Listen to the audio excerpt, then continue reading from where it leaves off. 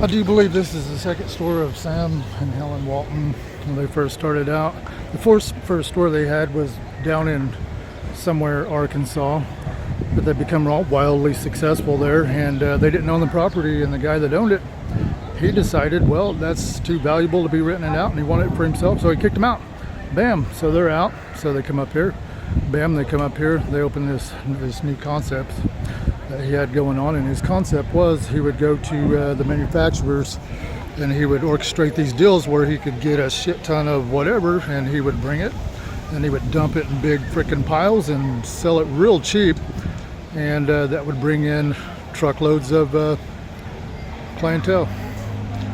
And anyways, this was their concept. And up here in the second story, they had some office goings on, and this is where they developed their systems of how they was going to orchestrate their next Walmarts, their next stores. And they had that concept, and the way they acquired their land. They fly around these little airplanes, and they would scope out these little towns, and they would put these big stores, aka Walmarts. The first Walmart was in Rogers, and they would buy these properties and build these Walmarts where everybody's thinking, no, that ain't never going to fly, that ain't never going to fly, it's too big of a store, you ain't going to have enough customers to even cover your bills, you ain't going to be able to pay your employees, let alone pay for your inventory.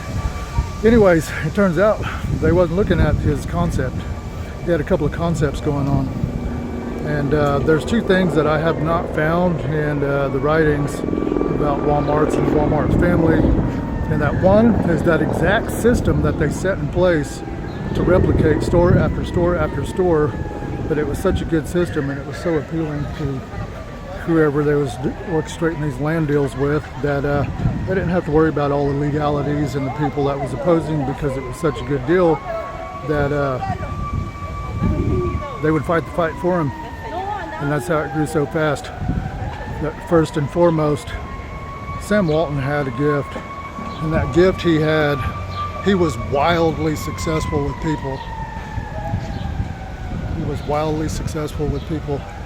And there is nothing written out there that has the exact elements or his method to the way he was wildly successful with people.